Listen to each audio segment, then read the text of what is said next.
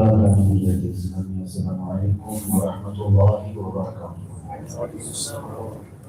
الحمد للہ وکفى وسلام علی حبیبہ المصطفى اما بعد فاعوذ باللہ من الشیطان الرجیم بسم اللہ الرحمن الرحیم واما بنعمت ربک فحدث صدق اللہ مولانا العظیم۔ بارگاہ رسالت معاذ صلی اللہ تعالی علیہ وسلم میں ایک بار درود پاک کا ہدیہ پیش کریں۔ اللہم صلی علی سیدنا محمد معدن الجود والکرم وآلہ واصحابہ الکرام وابنہ الکریم وبارک وسلم۔ اللہ عز و جل قرآن عظیم میں ارشاد فرماتا ہے الہاکم التکاثر حتی زرتم المقابر۔ یہ سورہ آپ نے بھی پڑھی ہوگی، سورہ تکاثر قرآن پاک کے آخری سورتوں میں سے، جس کا مطلب یہ ہے، جس کا میننگ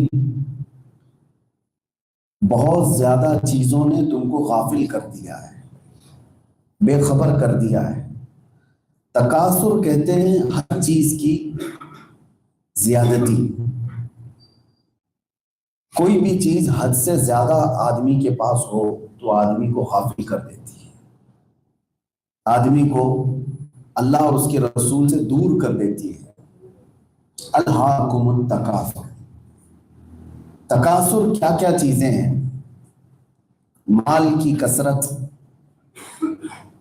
یا پھر جائیداد کی کثرت، اولاد کی کثرت بھی انسان کو کبھی کبھار غافل کر دیتی ہے، وہ انہی کے درمیان بزی ہو جاتا ہے اور پھر اللہ اور اس کے رسول سے دور ہو جاتا ہے۔ تکاثر یہی ہے، اور انسان کی خواہشات کی بھی کثرت، زیادتی، اوور تھنکنگ، یہ ساری چیزیں انسان کو غافل کرتی ہیں۔ اس کا علاج کیا ہے؟ رسول پاک صلی اللہ تعالیٰ علیہ وسلم کی حدیثوں سے بھی ہم سنیں گے، لیکن قرآن یہ کہتا ہے حتی زرتم المقابر، تم جاؤ قبروں کو دیکھ لو۔ قبروں میں جو سوئے ہوئے لوگ ہیں وہ اپنے زمانے کے بہت طاقتور لوگ تھے، بہت پیسے والے لوگ بھی تھے۔ ان میں سے کئی ایسے لوگ ہیں جو کبھی زمین پر پیر نہیں رکھتے تھے، ہمیشہ اونچی اونچی گاڑیوں میں سفر کرنے والے لوگ ہیں، لیکن ان کی قبروں کے اندر آج سوائے ان کی ہڈیوں کے کچھ بھی نہیں ہے۔ کبھی اگر کسی کی قبر کھولی جائے تو بہت پرانی کھوپڑی، بہت پرانی ہڈیاں صرف اتنی ملتی ہیں، اور کبھی ان کو دیکھ کر کے احساس ہوتا ہے کہ یہ وہ لوگ ہیں جو اپنے وقت کے پہلوان تھے، لوگ ان سے ڈرتے تھے، بڑے محلوں میں، بڑے فلیٹس میں رہنے والے لوگ ہیں۔ تو اسی لیے رب تعالیٰ فرماتا ہے تم اپنی زندگی میں ان کو جا کر دیکھ لو قبرستان میں، کہ ان کے پاس بہت کچھ تھا لیکن وہ پھر بھی کس طرح سے اپنی مٹی میں آرام کر رہے ہیں۔ ہمیں بھی کثرت نے، بہت زیادہ چیزوں نے غافل کیا ہوگا۔ جب انسان کے پاس کچھ چیزیں زیادہ ہو جاتی ہیں تو انسان غافل ہونے لگتا ہے۔ سیدنا یحییٰ علیہ السلام اللہ کے نبی آدھی روٹی کھاتے تھے رات کو، اور پوری رات عبادت میں کھڑے رہتے تھے، پوری رات کھڑے رہتے تھے۔ وہ نبی ہیں۔ ایک دن ایسا ہوا کہ رات کو انہوں نے 1/4 روٹی زیادہ کھا لیا، یعنی پوری روٹی بھی نہیں، ہاف روٹی تو روز کھاتے تھے، 1/4 اور تھوڑا زیادہ کھا لیا۔ 1/4 زیادہ کھایا تو آدھی رات کھڑے ہوئے، پھر نیند آئی اور سو گئے۔ یہ کوئی ناجائز چیز نہیں ہے، حرام نہیں ہے، لیکن نبی ہیں تو صبح ہوئی تو اللہ تعالیٰ کی طرف سے ان کو یہ پیغام آیا، اے یحییٰ 1/4 روٹی نے تجھ کو مجھ سے دور کر دیا، یہ زیادتی نے تجھ کو مجھ سے دور کر دیا۔ ہاف روٹی کھاتے تھے اور صبح تک مجھ سے بات کرتے تھے، پاؤ روٹی زیادہ کھا لیا تو سو گئے۔ تو یہ تو نبیوں کی شان ہے۔ جب ہمارے اندر بھی کھانا زیادہ ہو جاتا ہے تو عبادت سے بندہ دور ہونے لگتا ہے۔ کسی بھی چیز کی لمٹ ہونا بہت ضروری ہے. اگر ہم نے لمٹ طے نہیں کی تو غفلت کے شکار ہو جائیں گے. اسی لیے کہا گیا کہ بھرا ہوا پیٹ بری خواہشیں پیدا کرتا ہے، بری آرزویں پیدا کرتا ہے. اور رمضان المبارکہ میں اسی لیے 1 مہینے تک بھوکے رہنے کی عادت ڈالنے کا حکم ہے. کیوں؟ جب انسان بھوکا رہتا ہے تو اسے تقویٰ ملتا ہے، پرہیزگاری ملتی ہے. اور یہ ریہرسل کرایا جاتا ہے رمضان المبارکہ میں کہ ہمارے اندر جو نفس ہے اگر یہ کمزور ہوتا ہے تو بھوک سے کمزور ہوتا ہے. باقی بھرا ہوا پیٹ اور اس کو جتنی بھی تربیت دو وہ سیدھے راستے پر نہیں آتا. ایک اور چیز میں آپ کو بتاؤں کہ ہم نے جو سہولیات اکٹھا کی ہیں یہ ہمارے لیے کمفرٹ زون میں جینے کی عادت پڑ گئی، تھوڑا بھی اسٹرگل نہیں چاہیے، تو یہ چیز بھی ہمیں غافل کر دیتی ہے. آپ نے آرام کے لیے ٹیک لگایا ہے، آپ نے آرام کے لیے مسجد میں قالین بچھایا ہے، لیکن یہ نیند لے کر کے آ گئی. گرمی سے بچنے کے لیے ہم نے اے سی لگوایا ہے، یہ کمفرٹ چاہیے تھا لیکن اس نے ہم کو سلا دیا. جو رب تبارک و تعالیٰ کے حضور ہمارے دل کے اندر خشیت تھی، خشوع تھا، اس میں کمی آنے لگ جاتی ہے، اس میں کمی آنے لگ جاتی ہے. ایک بزرگ ہیں حضرت ابو بکر شبلی رضی اللہ تعالیٰ، یہ ہمارے سلسلے قادریہ میں آتے ہیں. بحر شبلی شیر حق دنیا کے کتوں سے بچا، ہم شیر میں پڑھتے ہیں. حضرت ابو بکر شبلی رات کے وقت نماز پڑھ رہے تھے اور اچانک آپ کو نیند آ گئی. یا اولیاء اکرام کی بات تو دیکھیں کیسے نیند آئی، ہمیں بھی آتی ہے. تو ان کو اتنی تکلیف ہوئی، جیسی آپ آنکھ کھولے کہا کہ میں اللہ کی بارگاہ میں ہوں اور میرے اوپر نیند کا غلبہ آ گیا. ویسے تو ہمارے برسوں سے ہم دیکھ رہے ہیں کتنے لوگ تو جمعہ میں سونے کے لیے بھی آتے ہیں، نیند آ جاتی ہے. وہ ابو بکر شبلی جو تصوف کے بادشاہ ہیں، ایک دن ان کو نیند آئی تھی تو اٹھے اور سیدھے جا کر نمک میں سلائی ڈال کر اپنی آنکھوں میں لگایا. نمک کو آنکھوں میں لگایا تو جلتی ہوئی آنکھوں سے خون آنے لگ گیا، بلڈ شروع ہو گیا. آپ کے مریدین نے کہا کہ حضور آپ نے یہ کیا کیا آنکھوں کے ساتھ؟ انہوں نے کہا جو آنکھیں اللہ سے دور کرتی ہیں ان کی سزا دنیا میں یہی ہے. یہ ہمارے اولیاء کاملین بزرگوں نے اپنے آپ کو سٹرگل کر کے اللہ تعالیٰ کی بارگاہ میں رکھا. لکھنؤ میں، اتر پردیش میں لکھنؤ شہر میں ایک بزرگ کا نام آپ نے سنا ہوگا، حضرت شاہ مینا. یہ بہت بڑے بزرگ ہیں سلسلہ چشتیہ کے. جب یہ نماز پڑھتے تھے تو بعد میں انہوں نے نماز پڑھنے کا طریقہ کیسے بنا لیا. ایک دیوار تھی 8-10 فٹ اونچی دیوار، ادھر بھی کھائی اور ادھر بھی کھڈا، اور اس دیوار کے اوپر چڑھ کر کے عبادت کرتے تھے، نماز پڑھتے تھے. لوگوں نے کہا یہ کیا نیا طریقہ ہے، آپ نیچے نماز نہیں پڑھتے، دیوار پہ، چھوٹی دیوار پہ نماز پڑھتے ہیں. وہ کہتے ہیں اس لیے یہاں کھڑے ہو کر نماز پڑھتا ہوں کہ اگر اونگ آئی، نیند آئی تو نیچے گر جاؤں، اور اگر مجھے اللہ کی عبادت میں غفلت آتی ہے تو اس کی سزا یہی ہے کہ میں اوپر سے نیچے گر جاؤں. بہرحال یہ ساری باتیں وہ ہیں میرے عزیزوں کہ جب تک ہم اپنے آپ کو اللہ تعالیٰ کی بارگاہ میں سپرد نہیں کرتے کوئی کامیابی ہمیں نہیں ملتی. گھر میں بیٹھ کر کے لوگ یہ سمجھتے ہیں صرف دعا کرنے سے سب چیزیں مل جاتی ہیں. اگر ایسا ہی ہوتا تو رسول اللہ صلی اللہ علیہ وسلم کے صحابہ بدر کے میدان میں جا کر تکلیف نہیں اٹھاتے. آپ کو، ہمیں اس زندگی میں کچھ نہ کچھ چیزیں اٹھانا پڑے گا. کچھ مصیبتیں زندگی میں آئیں گی، کچھ تکلیفیں آئیں گی تو ہمارے درجات بھی بلند ہوں گے اور ایمان بھی مضبوط ہوگا. اور جو مشکلوں سے گھبراتا ہے، تکلیف میں ہا ہا کرنے لگ جاتا ہے، تو یہ بہت کمزور مومن ہے، بہت کمزور مومن ہے. میں رسول کریم صلی اللہ تعالیٰ علیہ وسلم کے ان صحابہ کی زندگی میں آپ کو لے کے چلتا ہوں۔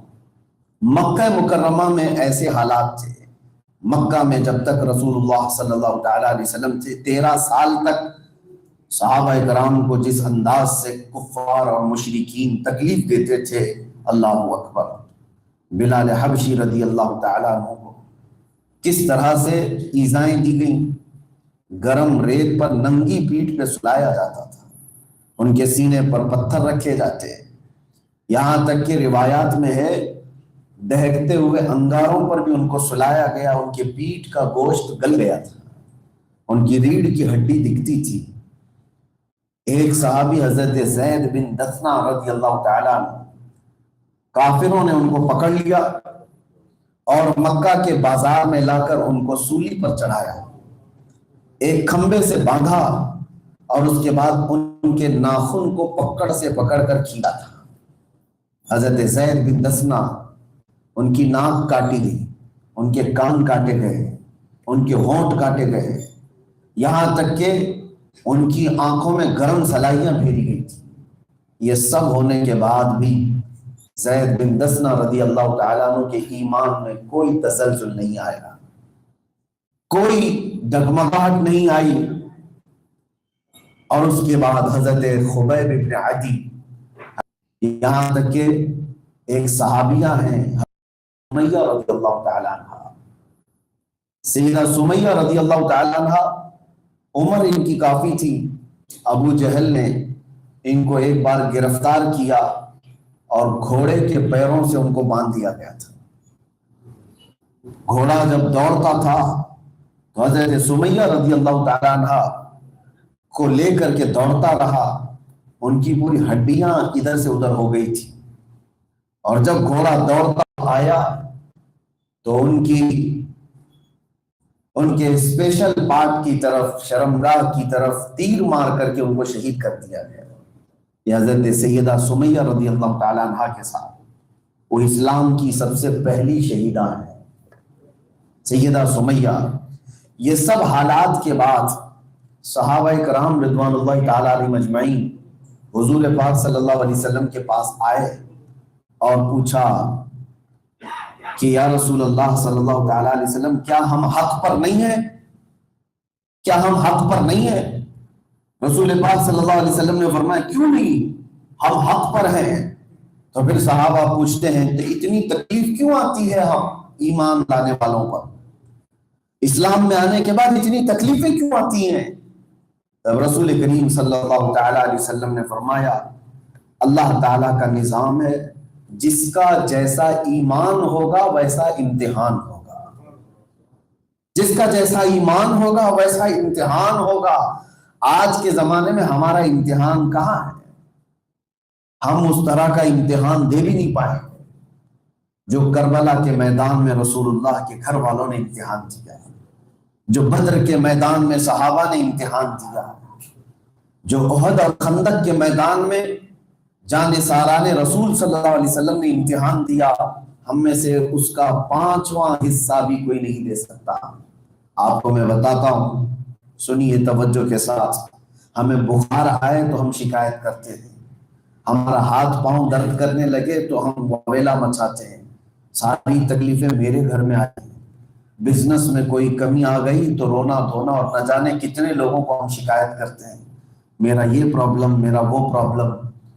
میرے عزیزوں، صحابہ کرام میں ایک صحابی ہیں جنگ احد میں، احد کے میدان میں ان کے پیٹ پر 12 نیزے مارے گئے تھے اور ان کا پیٹ پھٹ گیا تھا، میدان میں گرے ہوئے، ابھی موت نہیں ہوئی۔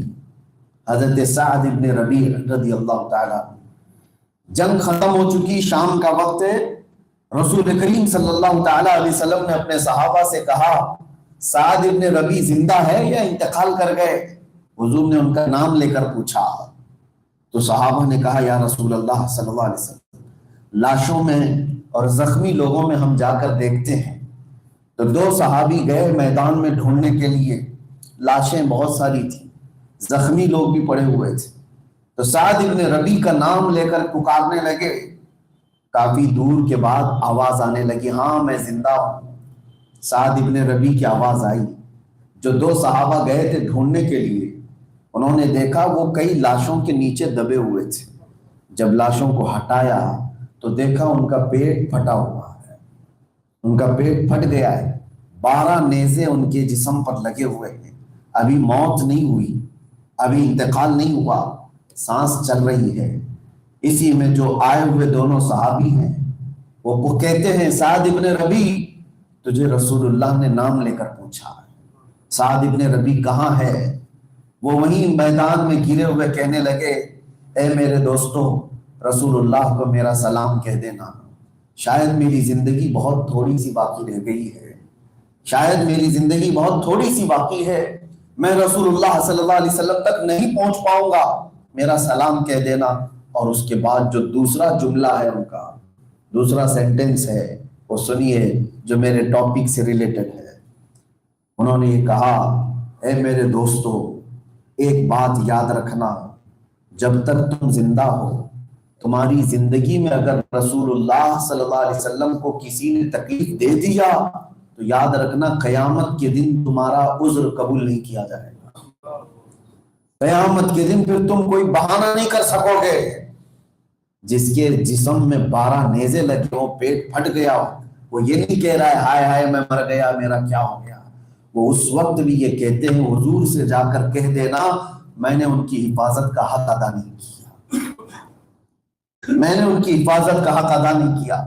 آج ہم گرم بستروں میں سو کر کے، نرم غذائیں کھا کر کے رسول اللہ صلی اللہ علیہ وسلم کی عزت کی حفاظت کی بات کر رہے ہیں، آج اسلام کی حفاظت کی بات۔ ہمیں کوئی ایسی تکلیف نہیں آئی جو ان کو آئی ہے، ویسی مصیبتیں اور ویسا امتحان ہم دے بھی نہیں سکیں گے۔ وہ ایک صحابی نہیں ہے، عزیزان گرامی وقار، اللہ تعالیٰ نے ان کے ساتھ جو آزمائشیں کی ہیں، امتحان لیے، اللہ اکبر، کبھی پڑھ کر کے ایسا لگتا ہے کہ یہ صرف کتابوں میں ہے کہ یہ ریئل لوگ بھی تھے، ایسے ریئل لوگ ایسے تھے۔ ان لوگوں نے جو جو تکلیفیں آئیں، اللہ اور اس کے رسول کی محبت میں سب برداشت کیا، سب برداشت کیا۔ آج اگر ہم مسلمان ہیں، ایمان ہے، تو یہ سمجھ کر کے چلنا کہ یہ دنیا دار الامتحان ہے، یہ دار العمل ہے۔ قرآن میں اللہ تعالیٰ فرماتا ہے، احسب الناس ان یترکوا ان یقولوا آمنا وهم لا یفتنون، کیا لوگ یہ سوچ کر بیٹھے ہیں کہ وہ ایمان لانے کے بعد آزمائے نہیں جائیں گے، ان کا امتحان نہیں ہوگا؟ فَلَيَعْلَمَنَّ اللَّهُ الَّذِينَ صَدَقُوا وَلَيَعْلَمَنَّ الْكَاذِبِينَ، ضرور اللہ امتحان لے گا، سچے کون ہیں اور جھوٹے کون ہیں۔ اللہ امتحان لے گا اس دنیا میں کہ ایمان والے کون ہیں اور منافقین کون ہیں۔ فَلَيَعْلَمَنَّ اللَّهُ الَّذِينَ آمَنُوا وَلَيَعْلَمَنَّ الْمُنَافِقِينَ، یہاں ہمارا امتحان ہوگا، ہماری آزمائش ہوگی۔ قرآن کی ایک اور آیت ہے، دوسرے پارے میں سورۃ البقرہ، اللہ عز و جل ارشاد فرماتا ہے، ام حسبتم ان تدخلوا الجنة ولما يأتكم مثل الذين خلوا من قبلكم مستهم البأساء والضراء وزلزلوا حتى يقول الرسول والذين آمنوا معه متى نصر الله الا ان نصر اللہ قریب۔ قرآن میں اللہ فرماتا ہے، تم کیا یہ سوچ کر کے بیٹھے ہو، تمہاری تھنکنگ یہ ہے کہ تم ڈائریکٹ جنت میں چلے جاؤ گے؟ ام حسبتم ان تدخلوا الجنت، ڈائریکٹ تم جنت میں داخل ہو جاؤ گے؟ ولما یأتکم مثل الذین خلوا من قبلکم، اور پہلے والوں کو جیسے آزمائش آئی، امتحان ہوا، تکلیف آئی، کیا تمہیں ویسی نہیں آئے گی؟ تم یہ سوچ کر کے بیٹھے ہو؟ اللہ فرماتا ہے پہلے والوں کو سختی اتنی آئی تھی، مستہم البأساء والضراء وزلزلوا، ان کو ہلا دیا گیا تھا، اتنی مصیبت آئی تھی کہ وہ ہل گئے تھے، اور رسول اللہ سے یہ پوچھتے تھے اللہ کی مدد کب آئے گی، اللہ کی مدد کب آئے گی۔ ان کے ساتھ جو معاملات ہوئے میرے عزیزوں، ایک صحابی ہیں انس بن نذیر رضی اللہ تعالی عنہ، جنگ احد میں ان کی لاش نہیں ملی، انس بن نذیر ان کی لاش نہیں ملی، کافروں نے ان کی لاش کو پوری طرح سے رون دیا تھا. ان کی بہن آئی، ان کی سسٹر، صرف ایک انگلی دیکھ کر کے پہچانا، ایک انگلی میدان میں ملی، کہا کہ میرے بھائی انس بن نذیر کی انگلی، اس کے علاوہ جسم کا کوئی حصہ سلامت نہیں ملا.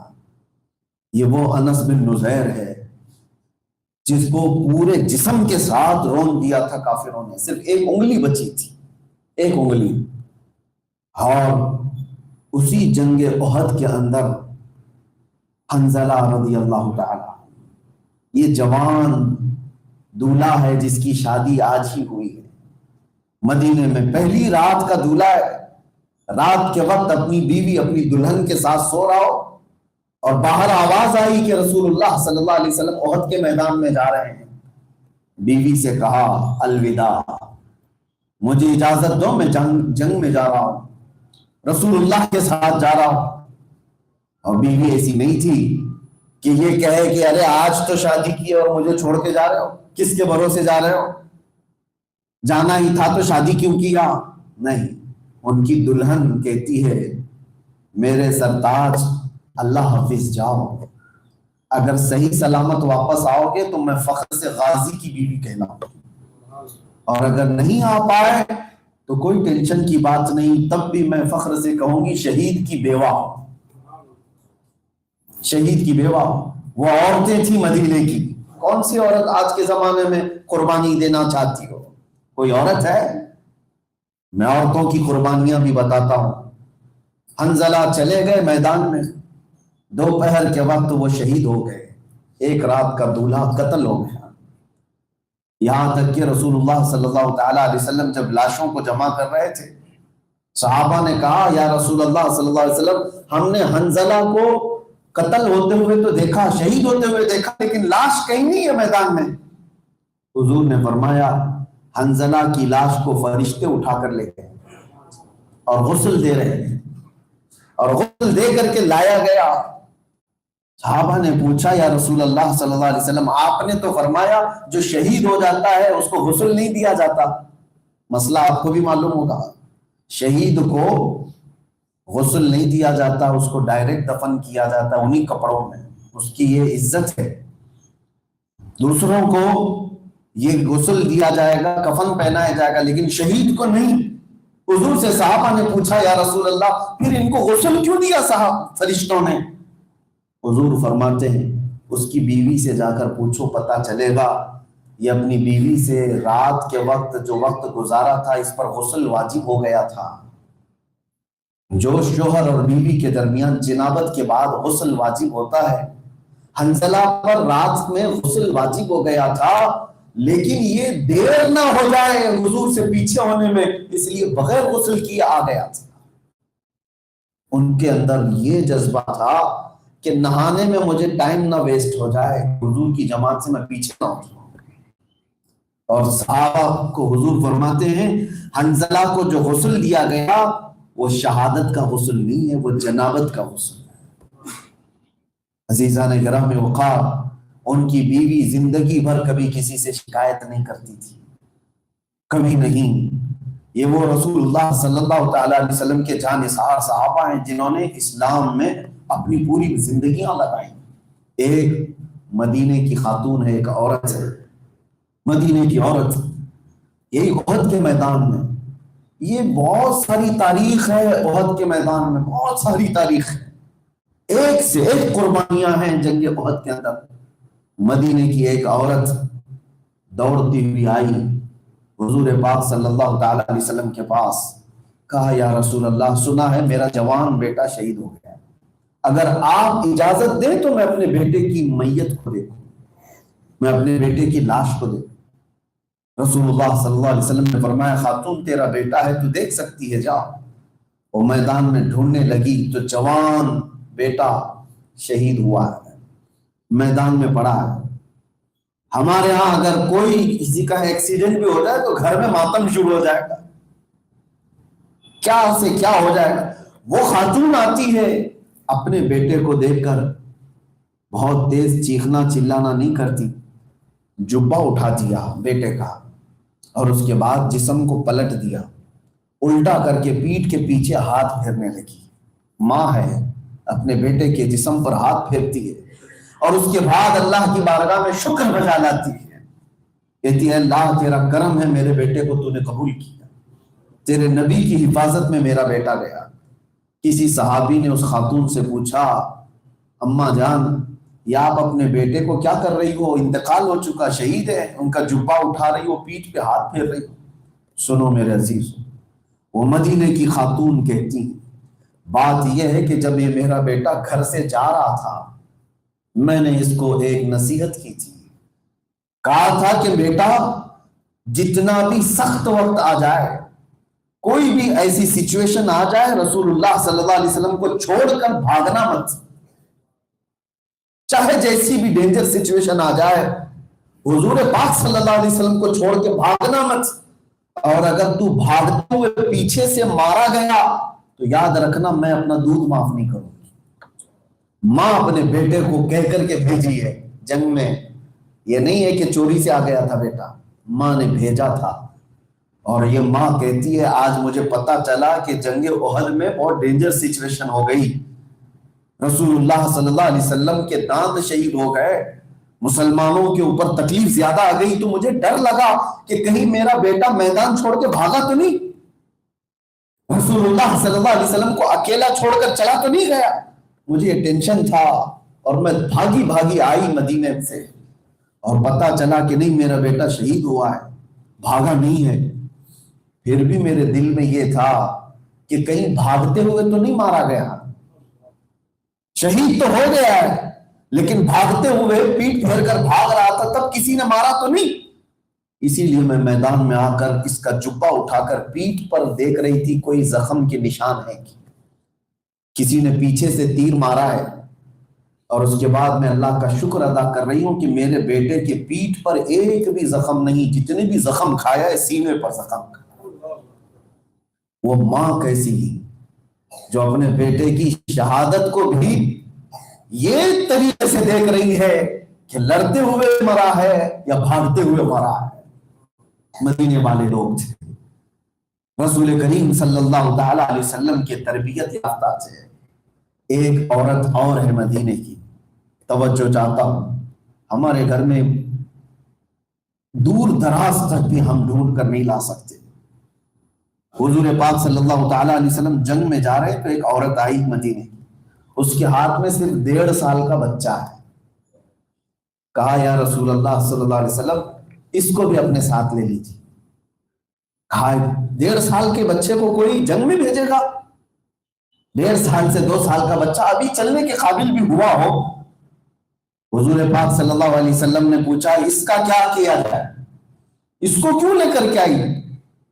وہ خاتون کہتی ہے یا رسول اللہ مدینے کی ہر عورت فخر کے ساتھ اپنے بیٹے، اپنے شوہر یا اپنے بھائی کو بھیج رہی ہے، میرے گھر میں کوئی نہیں، میرے شوہر کا انتقال ہو گیا، ایک جنگ میں وہ بھی شہید ہو چکے ہیں، میرے بھائی میرے باپ کوئی نہیں رہ گئے، صرف یہ 1.5 سال کا بچہ میرے پاس ہے.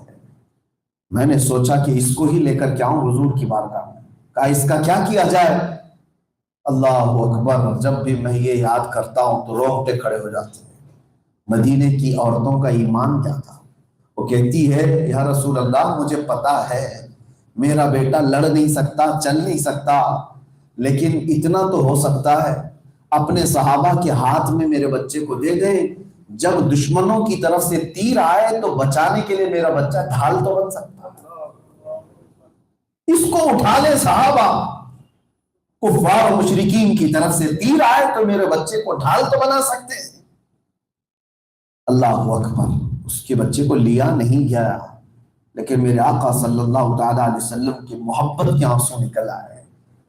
اسی لیے مدینے سے میرے آقا اتنی محبت کرتے تھے کہ وہاں کے گھر گھر سے میرے آقا کی قربانی کی خوشبوئیں آتی تھی. ہر گھر رسول اللہ صلی اللہ علیہ وسلم کے قدموں پر نچھاور تھا. آج میرے عزیزوں تھوڑی سی مصیبتوں پر ہم کیا کیا کہہ جاتے ہیں، چھوٹی سی تکلیفوں کو ہم برداشت نہیں کر پاتے، اور رسول اللہ صلی اللہ تعالی علیہ وسلم کے وہ جانثار صحابہ ہیں. ایک بات اور میں بتاؤں، سٹرگل کرنا سیکھو، امتحان سے گزرنا سیکھو. इम्तिहान में खड़े होना सीखो। मुझे बताओ लास्ट कब हम भूखे रहे, पूरा दिन भूखे रहे रोजा छोड़ करके? कभी ऐसा हुआ है आपकी जिंदगी में कि पैसे भी नहीं, खाने की कोई चीज ही नहीं? आज तक जिंदगी में अल्लाह ने ऐसा नहीं मौका दिया होगा। आज के दौर में मैं जहां तक समझता हूं वैसा मिस्कीन कोई दिखता भी नहीं कि वो खाना खुद से नहीं खाया, वो अलग बात है, लेकिन मजबूरी ऐसी आ गई हो कि घर में 1 रुपया भी नहीं, रोटी का 1 टुकड़ा भी नहीं। ऐसा किसी पर आया आज तक? नहीं आया होगा।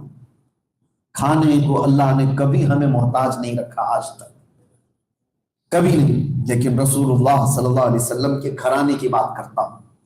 एक दिन दोपहर के वक्त अपने घर से निकले। हजरत अबू हुरैरा कहते हैं रज़ी अल्लाह ताला, मुझे शिद्दत की भूख लगी थी, मैं रसूलुल्लाह से शिकायत करने के लिए बाहर आया था। हुजूर पाक सल्लल्लाहु अलैहि वसल्लम को देखा, वो घर से बाहर निकले और हुजूर से जाकर मैंने कहा, या रसूल अल्लाह, भूख ने मुझे बेकाबू कर दिया, मैं बाहर आ गया। हुजूर सल्लल्लाहु अलैहि वसल्लम ने अपना जुब्बा उठाया तो उस पर 2 पत्थर बंधे हुए थे। अबू हुरैरा से कहते हैं, ए अबू हुरैरा, मेरा भी वही हाल है, मैंने पेट में कोई चीज डाली नहीं। एक रिवायत और मैं आपको बताता हूँ। हजरत अबू अय्यूब रज़ी अल्लाह ताला अन्हु के घर रसूलुल्लाह सल्लल्लाहु अलैहि वसल्लम गए थे। इसमें भी अबू हुरैरा फरमाते हैं कि अबू अय्यूब अंसारी रज़ी अल्लाह ताला अन्हु ने बकरी के गोश्त का सालन लाकर हुजूर के पास रखा। हजरत अबू हुरैरा कहते हैं, सालन की खुशबू से मेरे जिस्म में एक अजीब सी लज्जत आ रही थी कि मैं 2 दिन का भूखा था, खाने को आज मिल जाएगा। रसूलुल्लाह सल्लल्लाहु अलैहि वसल्लम ने क्या कहा अबू अय्यूब से? कहा, एक और बर्तन हो तो ले आओ, इस सालन को आधा आधा कर दो। उन्होंने पूछा, या रसूल अल्लाह, किसके लिए? हुजूर फरमाते हैं, आधा सालन मेरी बेटी फातिमा के घर दे आओ, पिछले 8 दिन से उनके यहाँ फाका चल रहा है। पिछले 9 दिन से फातिमा के घर में कोई चीज बनी नहीं है, लेकिन एक ने भी किसी ने शिकायत नहीं की कि हमारे घर में रोटी नहीं, हमारे घर में सालन नहीं। और रसूलुल्लाह का घराना था, अगर वो हाथ उठा दे तो रोजाना जन्नत से खाना आ जाए। मेरे आका फरमाते हैं, लौ शि'तु लसअत मअल जिबाल ज़हबन व फिद्दा, अगर मैं चाहूं तो मेरे साथ सोने और चांदी के पहाड़ चला करेंगे। नहीं, हुजूर पाक सल्लल्लाहु अलैहि वसल्लम ने उम्मत के दर्स के लिए ये जिंदगी भी बताई। नौजवानों से मैं कहता हूं जो खाली अपने आप को बर्बाद किए जा रहे हैं, वक्त काम नहीं करना चाहते हैं, और बहुत सारे नौजवानों से पूछो क्यों नहीं काम कर रहे? मेरे स्टैंडर्ड के मुताबिक मुझे जॉब नहीं मिलती। तुम्हारा स्टैंडर्ड क्या है? तुम्हारा स्टेटस क्या है? रसूलुल्लाह सल्लल्लाहु अलैहि वसल्लम एक बार हजरत फातिमा के घर आए। छोटे बच्चे हसन और हुसैन रज़ी अल्लाह तआला अन्हुमा, वो दीवार से चिपक करके बैठे हुए हैं, पेट उनका पीठ से लगा हुआ है। पूछा, फातिमा, ये बच्चे क्यों इस तरह से खामोश बैठे? उन्होंने कहा, या रसूल अल्लाह, कई दिन से घर में खाना नहीं बना, भूख की शिद्दत से उनका पेट अंदर गया।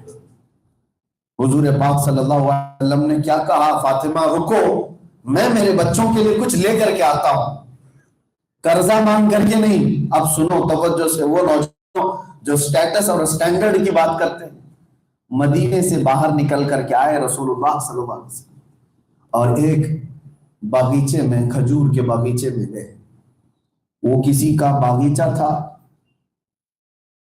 मेरे अजीजों, मैं ये अक्सर बयान नहीं कर पाता हूं। बागीचे के मालिक से जाकर हुजूर ने फरमाया, क्या तू मुझे काम पे रख सकता है? क्या तू मुझे जॉब पे रख सकता है मजदूरी करने के लिए? उस बागीचे के मालिक को पहचानता नहीं था। कहा, हाँ आ जाओ, मैं काम दूंगा तुमको। काम क्या दिया? कहा कि कुएं से पानी निकालकर खजूर के दरख्तों पे पानी डालो, 1 मटका पानी डालोगे तो 2 खजूर दूंगा। रसूलुल्लाह सल्लल्लाहु अलैहि वसल्लम ने कबूल कर लिया। पैसे नहीं, 1 मटका पानी डालने पर 2 खजूरें सिर्फ। और जब हुजूर कुएं में मटके को रस्सी लगाकर खींचते थे तो पानी उठा करके खजूर के दरख्त पर डालकर आते थे, और मालिक जो बागीचे का था 2 खजूरें देता था उजरत में। 2 खजूरें, 2 मटके पानी डाले, तीसरा मटका आप कुएं में डाले थे कि रस्सी टूट गई, रस्सी टूट गई, मटका अंदर चला गया, वो मालिक को पता नहीं था, वो सीधे आकर के हुजूर पर हाथ मार दिया, कहा कि कैसा काम करते हो, कैसी मजदूरी करते हो, अल्लाह का रसूल है, सैयदुल अंबिया है। आह नहीं कहा, उससे कहा कि मुझसे ये रस्सी टूट गई है, तुम मेरी उजरत में से कोई चीज कट कर दो। उसने कहा जाओ, तुम जरूरतमंद लगते हो, 6 खजूरें दे दिया और कहा जाओ। 6 खजूरें लेकर मेरे आका सल्लल्लाहु अलैहि वसल्लम आए, कहा फातिमा बच्चे कहाँ हैं, मैं उनके लिए ग़िज़ा लेकर के आ गया। आज हमारे बच्चे कहते हैं मेरे स्टैंडर्ड के मुताबिक काम नहीं मिलता, हमारे स्टेटस के मुताबिक हमें काम जॉब नहीं मिलती। वो कायनात का आका और मौला सैयदुल अंबिया कुएं से पानी निकालकर दरख्त पे डालने को भी हया नहीं समझता। मेरे अजीजों, अल्लाह के नबी सल्लल्लाहु अलैहि वसल्लम ने इस दुनिया में हमें स्ट्रगल करना सिखाया है। बहुत ज्यादा आज हम कंफर्ट जोन में जो जीने की आदत डाल चुके हैं, यही कंफर्ट चीजें हमको अल्लाह और रसूल से दूर कर चुकी हैं। क्या क्या चीजें अल्लाह ने हमको नहीं दिया, सब नेमतें हमारे पास, सब नेमतें हमारे पास है। आपको पता है, एक सांस अंदर जाती ये नेमत है, एक सांस बाहर जाती ये नेमत है। मैंने हॉस्पिटल में देखा है कितने ऐसे लोग हैं जो डायलिसिस पर हैं। डायलिसिस किस लिए होता है? जब पेशाब नहीं निकलता तो अंदर का पानी मशीन पूरा निकाल कर फिल्टर करती है और फिर ब्लड को वापस बॉडी में डालती है, पानी अलग करती है। एक प्रोसेस 4 घंटे चलता है। मेरे वालिद को मैं देखता था, मेरे वालिद बड़े आलिम दीन थे, उनका दर्द देखता था, वो रोजे के आलम में भी 4 घंटे डायलिसिस करते थे। तो मैंने उनसे पूछा कि इतनी तकलीफ? कहा बेटा ये चीज देखो, अल्लाह का निजाम कैसा है। जिंदगी भर जब तुमको पेशाब की हाजत यूं गए और यूं आ गए, कभी तुमको एहसास ही नहीं हुआ कि कितनी बड़ी नेमत अल्लाह ने तुम्हें दिया है। आज अगर पेशाब भी रुक गया है तो 4 घंटे लगते थोड़ा सा पानी निकालने के लिए डॉक्टर्स। हमको अल्लाह ताला ने भूख लगने की नेमत दी है। भूख न लगे तो तुम कुछ खा ना सकते, पेट भर जाए उसका एहसास होता है, ये भी एक नेमत है। हर चीज हमारे पास अल्लाह ने दी है, अभी हमको आजमाया नहीं गया। लेकिन मेरे अजीजों, इतना आराम से रहने के बाद मैं सवाल करता हूं कि बंदा अगर फज्र में गायब है, फज्र की नमाज नहीं पढ़ा, ज़ोहर उसकी चली गई, असर चली गई, मगरिब चली गई, इशा चली गई, फिर उससे सवाल होगा तो मेरी कौन कौन सी नियामतों को झुटलाओगे? तुझे जिंदगी गुजारने के लिए मैंने हर चीज दी, लेकिन तू अल्लाह के लिए कितना वक्त दिया? आज नमाजों से जो गाफिल बच्चे हैं, नौजवान, उनसे मैं कहता हूं, मैं एक बार एक कैंसर हॉस्पिटल गया था और अक्सर हम लोग साल में 1 मरतबा 2 मरतबा कैंसर हॉस्पिटल जाते हैं और जा करके देख करके आते हैं, उनको दुआ करते हैं। वो इसलिए कि कुछ नौजवानों को मैं लेकर जाता हूं, देखो इनको किस हालत में है आज। मुझे आज तक याद आती, 8 साल हो गए, एक तकरीबन 45 इयर्स का एक बीमार आदमी, उसकी गर्दन पर कैंसर था और बहुत बड़ा एक फोड़ी थी, ऐसे सोया हुआ रहता था। उसके करीब जैसे ही गया तो रोने लगा, कहा हजरत मेरे लिए दुआ कर दो। सबके लिए दुआ करने ही आए? कहा नहीं, मेरे लिए सिर्फ इतनी दुआ कर दो कि एक बार उठ करके मैं सजदा कर सकूं। कहा इसमें क्या मसला है? कहा सर उठाओ तो फिर ब्लड शुरू हो जाता है, नहीं उठा सकता, पीप आता है और खून आता है, वो आदमी सर नहीं उठा सकता। कहा कि जब जवानी थी हम सजदा करने से भागते थे और आज ऐसी हालत है कि एक सजदा करने की भी मेरे अंदर ताकत नहीं। डरो अल्लाह ताला की पकड़ से। आज तुम सलामत हो, तुम्हारा जिस्म महफूज है और तुम सजदे से भाग रहे हो, वो दिन ना आ जाए कभी सजदा करने की तौफीक भी अल्लाह की है। اللہ تبارک و تعالیٰ یہ توفیق ختم کر دے تو عبادت بھی نہیں کر سکو گے۔ اسی لیے عرب میں ایک سٹیکر میں جگہ پر دیکھتا تھا، صلو قبل ان تصلو، اپنی نماز پہلے پڑھ لو اس سے پہلے کہ قوم تمہاری نماز پڑھ دے گی۔ تمہیں لایا جائے گا ایک دن، ہمیں بھی لایا جائے گا اور باندھ کر کے لایا جائے گا، ناک میں روئی ٹھونس کر کے، کانوں میں روئی لگا کر کے، کاٹن رکھ کر کے، پیٹ کو رسی سے باندھ کر، پیروں کو باندھ کر سفید کپڑے میں امام کے سامنے لا کر رکھ دیا جائے گا۔ زندگی میں تم نہیں پڑھتے تھے، اب لوگوں سے تمہارے اوپر پڑھا دیا جائے گا۔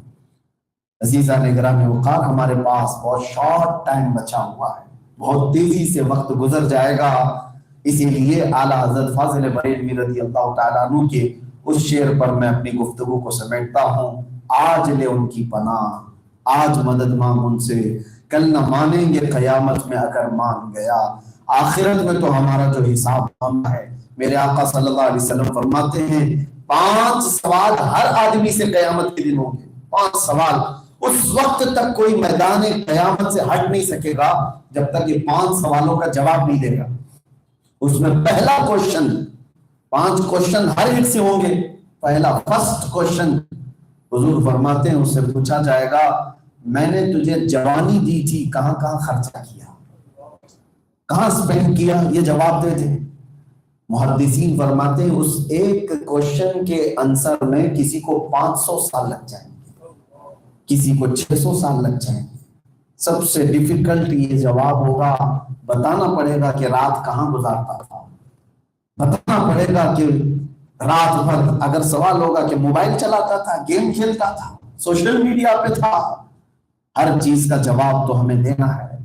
اسی لیے آج ہمیں اپنا احتساب کی ضرورت ہے۔ آ جاؤ بارگاہ مصطفیٰ صلی اللہ تعالیٰ علیہ وسلم میں، میرے نبی نے ہم کو جس طرح سے جینے کا سلیقہ دیا، اللہ ہمیں ویسا جینے کی توفیق عطا فرما دے۔ رب کریم ہم مومنین کو بڑے امتحانات سے محفوظ فرمائے۔ مولا ہم کمزور لوگ ہیں، ہم غریب لوگ ہیں، تیرے امتحان اور آزمائش کے قابل نہیں ہیں۔ رب العالمین ہم سب کو آوارہ ہونے سے محفوظ فرما دے۔ اے اللہ ہم سب کو تیرے دربار سے اور تیرے نبی کے قدموں سے دور ہونے سے بچا دے۔ یا رب العالمین ہم غریب مسلمان ہیں، آج ہمارا کوئی پوچھنے والا نہیں، آج ہمارے درمیان کوئی تربیت دینے والا شیخ نہیں، آج ہمارے درمیان ہاتھ پکڑ کر چلانے والا کوئی مرشد نہیں۔ اے رب العالمین فقط تیری مدد ہے، فقط تیری مدد ہے، فقط تیری مدد ہے۔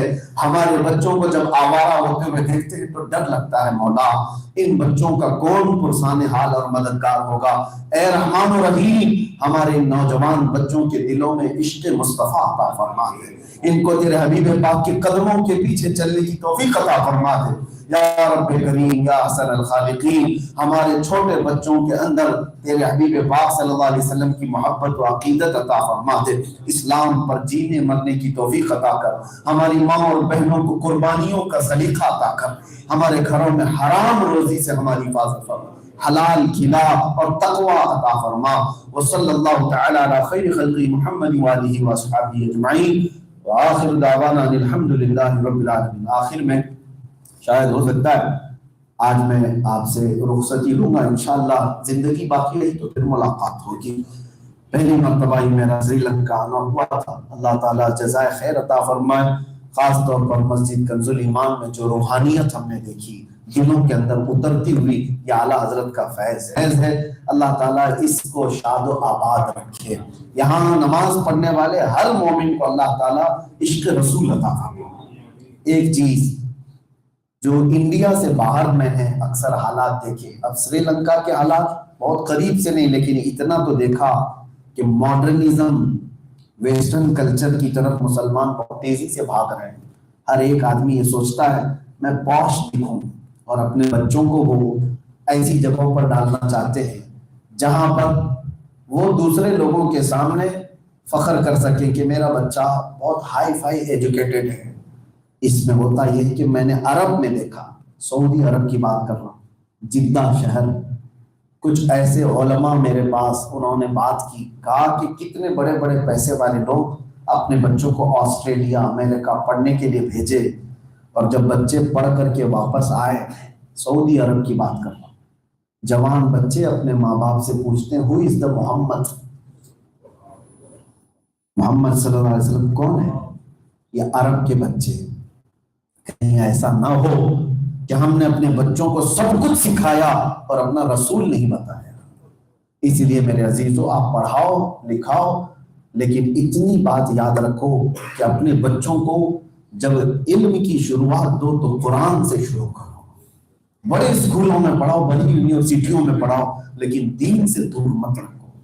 آج سری لنکا میں اس ایجوکیشن کے نظام کی ضرورت ہے کہ بچہ تمہارا اسکول جاتا ہو لیکن حافظ قرآن بھی بنے اور رسول اللہ کی محبت والا بنے. گھروں میں باہر بھی اس کا نظام قائم رکھیں، ورنہ آگے آنے والا کلچر بہت ڈینجر ہے. آپ کے بچے بھی کبھی آپ سے سوال نہ کر لیں. اللہ اکبر، ایتھیزم بہت بڑھ رہا ہے. خدا کو نہیں مانتے لوگ، اللہ نہیں ہے، اسلام نہیں ہے، محمد نہیں ہے، قرآن نہیں ہے. معاذ اللہ.